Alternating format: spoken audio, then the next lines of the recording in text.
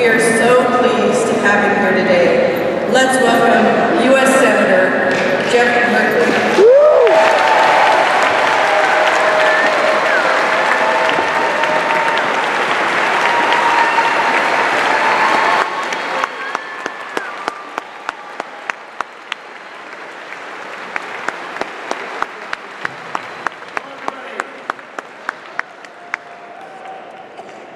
Sharon, thank you very much for the introduction. How about we give Sharon Nelson a promotion to Senate Majority Leader with the Democrats back in charge of the National Senate? Yeah. No, I'm pretty pleased to be here in Washington State, the place that has incredible trees, incredible salmon, incredible cities. It's almost like Oregon. You know, I grew up in Oregon in this kind of competition with Washington State. And every time Washington State makes an advance before Oregon, I say, great job, Washington. And every time Oregon gets there first, I'm really pleased, of course, to know that Washington will soon follow. Wouldn't it be great if the entire nation was following the example of Washington and Oregon?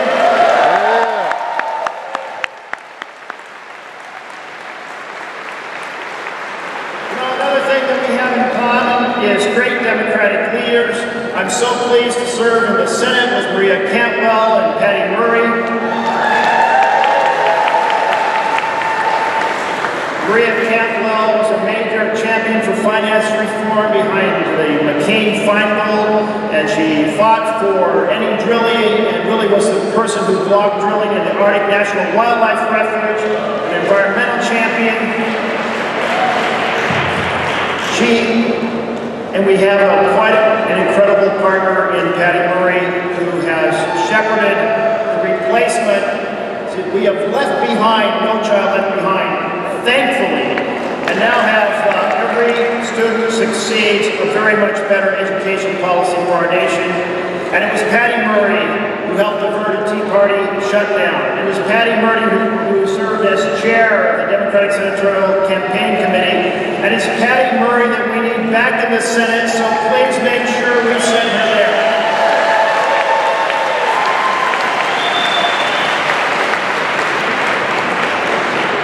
And as mentioned by Sharon, I'm immersed in climate change battles, and I certainly appreciate Governor Jay Inslee being a leading figure in the nation to save our planet.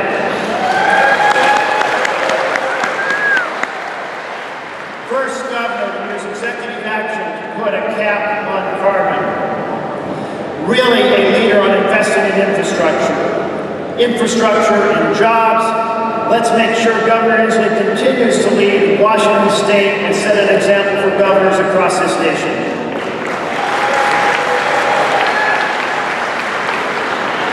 We want the rest of the nation to follow our lead in Washington State and Oregon, but it's not going to be that easy, as we all know. The House of Representatives is virtually locked into a Republican majority by gerrymandering, and we have to change that. In the Senate, the Koch brothers pull the strings. They've invested nearly, well, hundreds of millions of dollars in Louisiana and Arkansas and Iowa and North Carolina and Colorado. They invested in Alaska, they invested in Michigan, invested in Oregon. And I must say, in Oregon, I decided if I was going to lose the Koch brothers, I was going to call them out. So I put up an ad in 2014. It said out-of-state oil and coal billionaires have come to Oregon to elect my opponent, Monica Webby, because they share an agenda. And I listed the bad agenda items. Great investment for the Koch brothers, terrible choice for Oregon, and Oregonians kicked the Koch brothers out of our state. Let's kick them out of every state.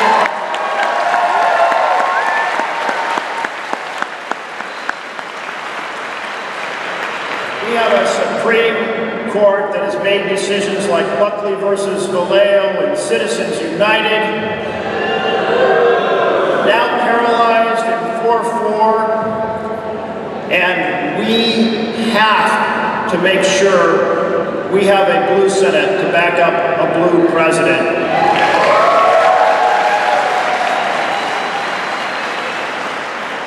And I can't believe what's happening. That we have a racist, misogynist, self-promoting financial predator who could be our next president.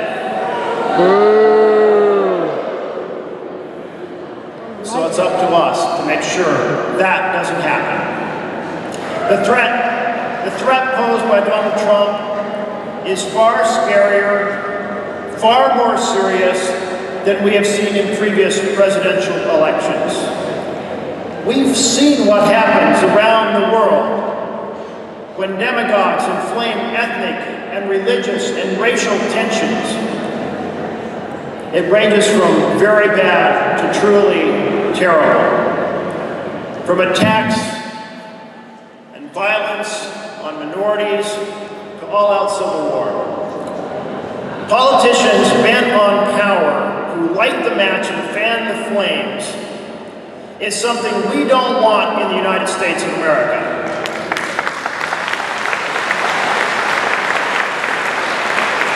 Donald Trump attacking women, attacking immigrants, attacking Mexicans, attacking Muslims. How about we elect a president who, instead of attacking women, attacks gender inequality? Yeah. And instead of attacking immigrants, attacks discrimination. And instead of attacking Mexicans, attacks prejudice. Instead of attacking Muslims, a president will stand shoulder to shoulder with every religious variety to be found in the great United States of America, because we are a place that celebrates religious freedom.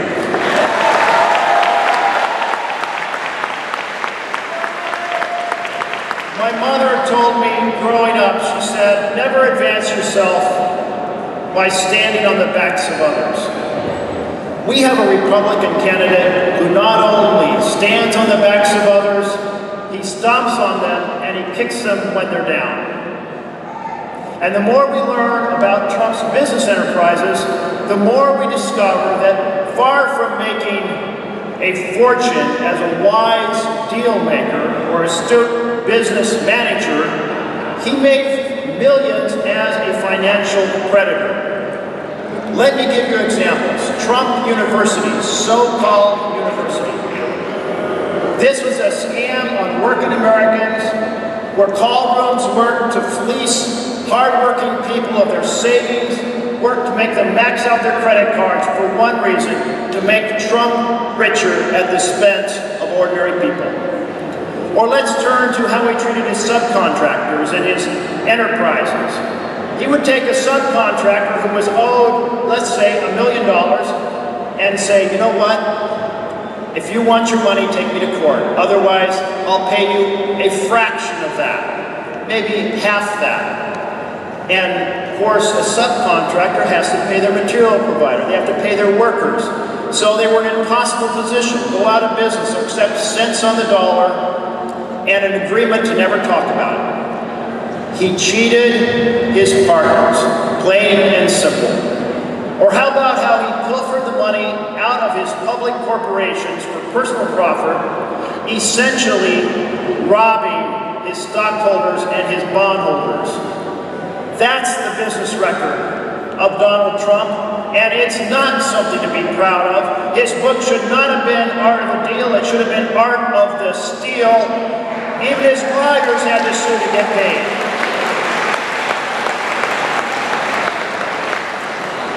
But Trump's ultimate scam is running for president as a champion of the middle class. Yep. He has never woken up a day in his life fighting for the middle class. He had an opportunity to employ Americans, but he imported foreign workers. He had an opportunity to make things in America, but he made them overseas. He had an opportunity to put forward a tax plan to help American workers, but instead he put forward a tax plan to give millions to billionaires like himself. He is no more a champion of American workers than a lion is a champion of the gazelles.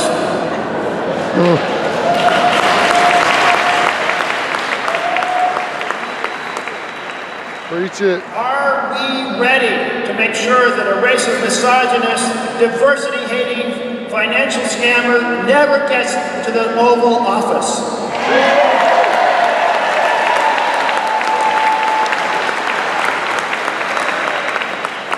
This election is not just about defeating Trump. It's about turning the Senate blue. It's about a Democratic president having a Democratic Senate. And we have key opportunities. We have to defend in Colorado, and we have to make sure we retain Nevada. But after that, we have opportunities in Illinois, Wisconsin, and Ohio, and New Hampshire, in Pennsylvania, in Florida, and Missouri, in Iowa, and Arizona, and North Carolina. By the way, wouldn't it be great if Marco Rubio runs in Florida and we defeat him?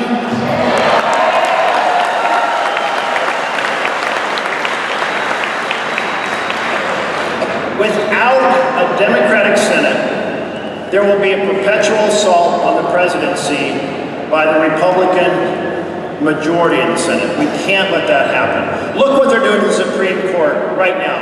Republican colleagues have gone on a job strike. This is the first time in U.S. history. It isn't that they simply are saying we're going to vet and we think we're going to vote no because we think a candidate is unfit. They're saying we're not going to do the responsibility we signed up to when we pledged allegiance to the Constitution. Let's end the job strike by the Republicans by voting them out of office.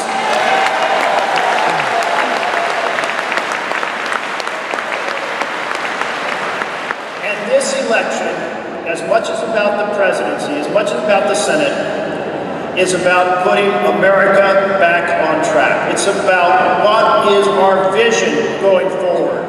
And so let me say a word about saving work in America and saving our planet, saving opportunity, and saving our republic. And let's start with work in America.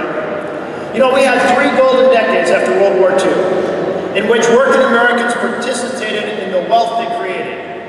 But in the last 4 decades, virtually 100% of the new income has gone to the top 10%, leaving 9 out of 10 Americans out in the cold. Is that the type of direction we want in America? No. You know, we've had bad trade deals that played geopolitics at the expense of American workers. Japan away from the Sino-Soviet bloc, China away from the Soviet Union, South Asia away from China, and each time hurting American workers.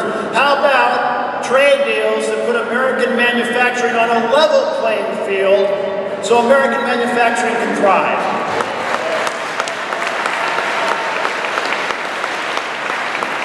If we don't make things in America, we're not going to have a middle class in America, so let's make things here in America.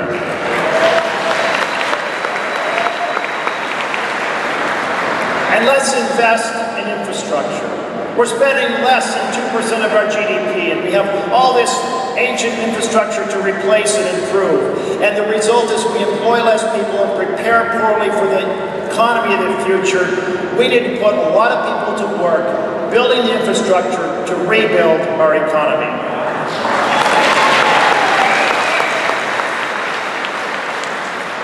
And let's do something about an out-of-control military-industrial complex. Yes.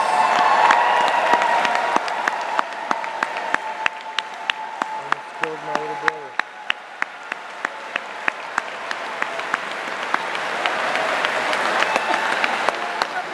Yes.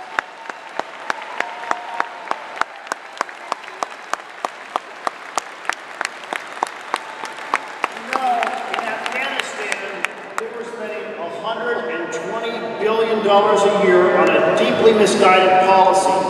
What if we had been spending $40 billion a year on infrastructure, $40 billion a year on education, and cutting the deficit by $40 billion?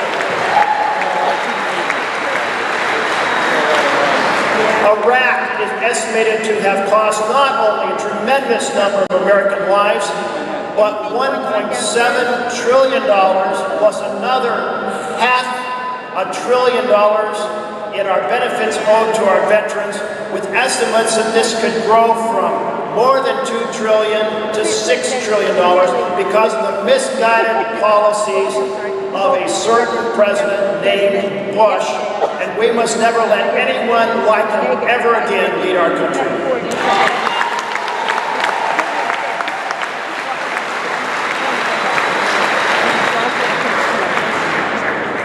Well, we not only need to save working America, we need to save our planet.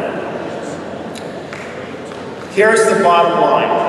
We have to leave 80% of the proven fossil fuel reserves in the world in the ground. We have to take it in the ground.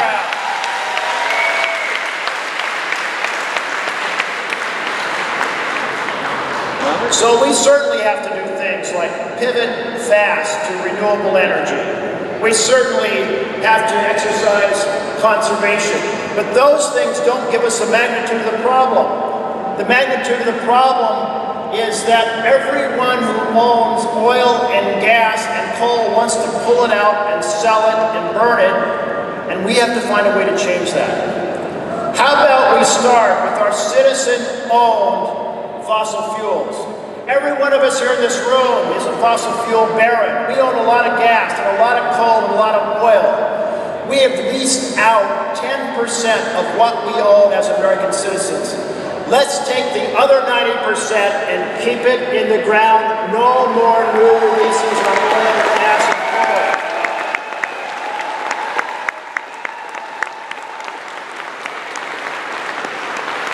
That's no small thing. That would account for 10% of the total amount the planet has to leave in the ground. And how do we have credibility before the world if we're selling what we own, extracting it and burning it? So we need to do this here in America, and we need to exercise American leadership in the world. And let's turn to opportunity for young Americans.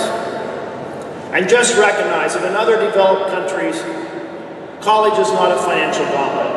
In Germany, it costs 4 to 5% of median income, $1 out of every 20, or $1 out of every 25. In America, it's 10 times that. And so we worry about how our kids can go to college, and our kids worry and maybe decide not to go because of the cost, or they go and they're burdened by huge amounts of debts, so they don't get married, they can't buy a house, they can't grow into the ownership of the middle class. Let's change that. College should be like K-12, virtually free to American students. Yes.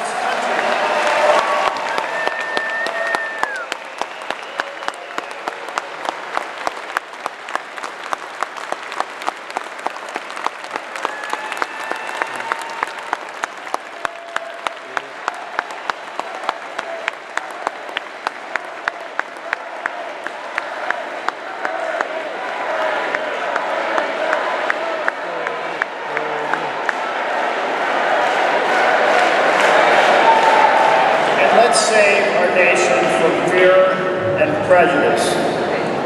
In Orlando, 49 dead, more than that injured.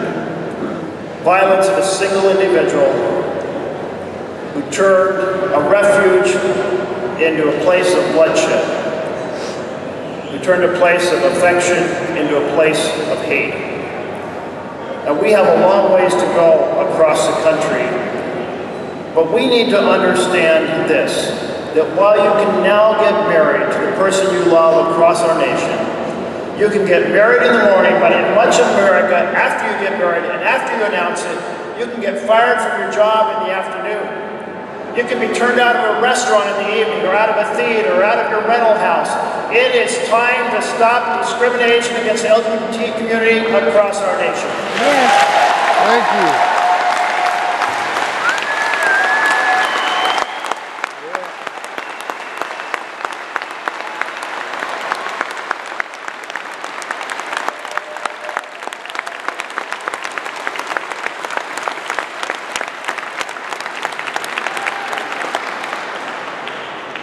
The other night I was reflecting on something that happened when I was first running for the Oregon House. It was May 21st, 2 days after the Oregon primary. And Matthew Shepard was given a ride home by two guys he met. And he was tied to a fence near Laramie, Wyoming. And he was pistol whipped. His skull was cracked. He was tortured and he was left to die. It was 18 hours later that a bicyclist found him, and upon seeing him thought he was a scarecrow, this bloodied mess tied to a fence. Fortunately, that bicyclist explored, discovered that it was Matthew Shepard, a young man, and sent for help. And Matthew Shepard died 6 days later, never regaining consciousness. We know that there were many acts of violence against the LGBT community before Matthew Shepard. We know that there have been thousands and thousands since.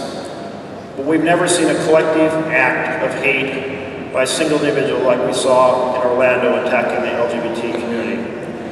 What we must recognize in this country is we still have legalized discrimination.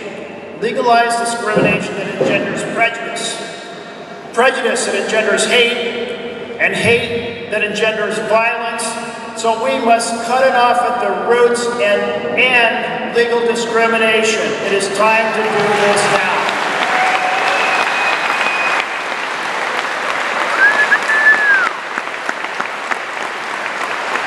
Here in Washington, that means passing I-1550, not passing, defeating I-1550 that is attacking our transgender community. Yes. Let's defeat it overwhelmingly. Yes.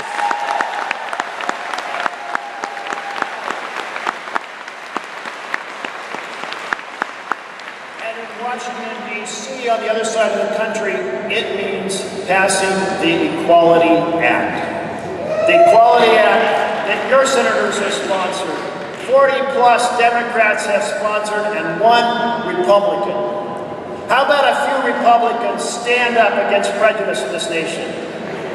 That would be important and that would be needed to get this passed. It anchors non-discrimination in the Civil Rights Act of 1964. Together we have to end this process of having second-class citizens routinely discriminated against and being the victim of hate crimes.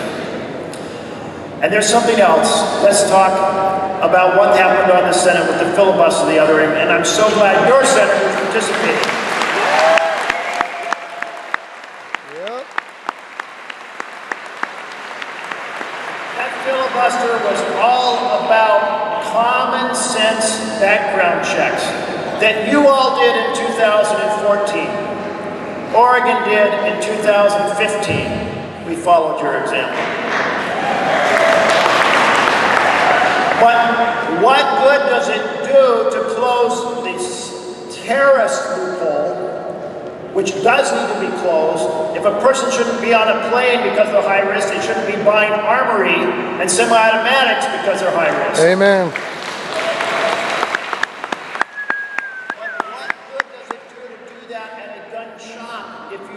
Also have background checks at a gun show, and you don't have background checks on Craigslist. Let's close out with that.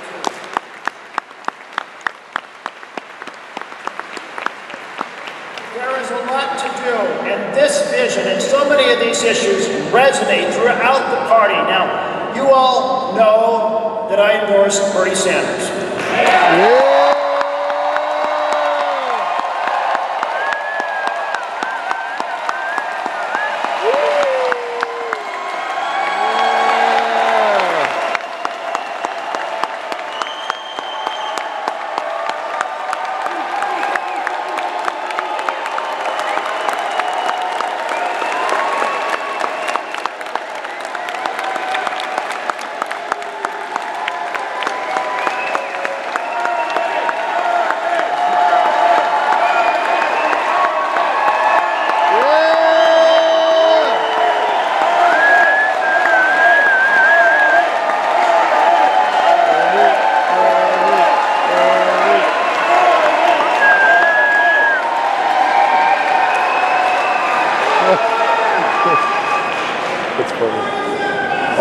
should know that Bernie himself would say this movement is about these issues of saving the planet, saving the middle class.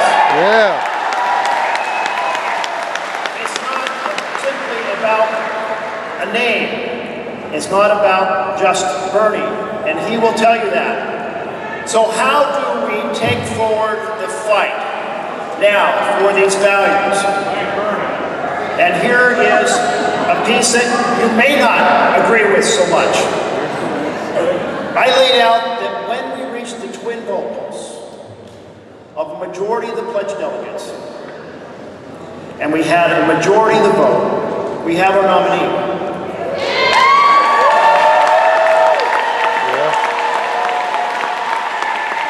This is true.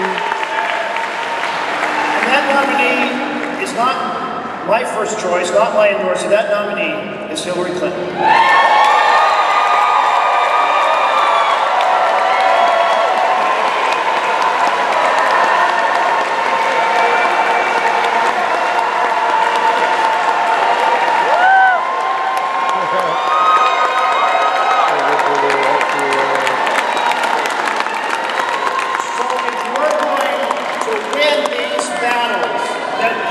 So much care about from every quadrant of our party. If we're going to win these battles on global warming, if we're going to win this battle for the middle class, if we're going to win this battle against cash corrupting our campaign system, we have to come together. Yes. Yes. Yes. Amen.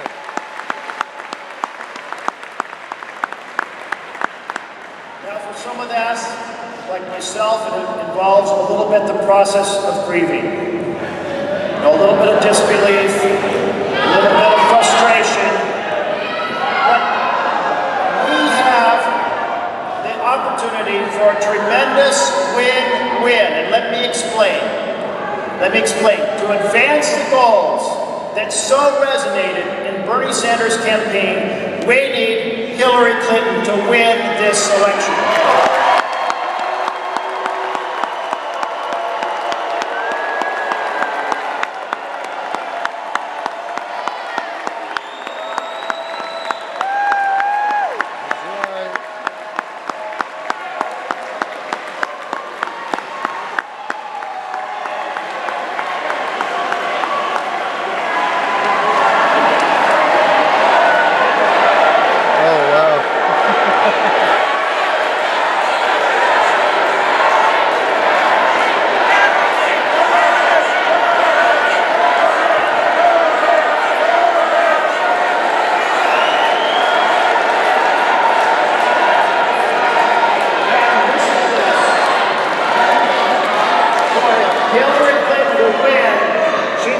Embrace these values, and she needs the energy, the enthusiasm, the passion of Bernie Sanders.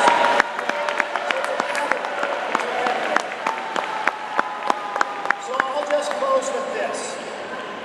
We have to find a way between now and the convention to go united into the convention, to not give up on this movement, to carry it forward, wrap it into the DNA of the presidential campaign, the DNA of the party, so that we can truly take these values we fought for and put America back on track.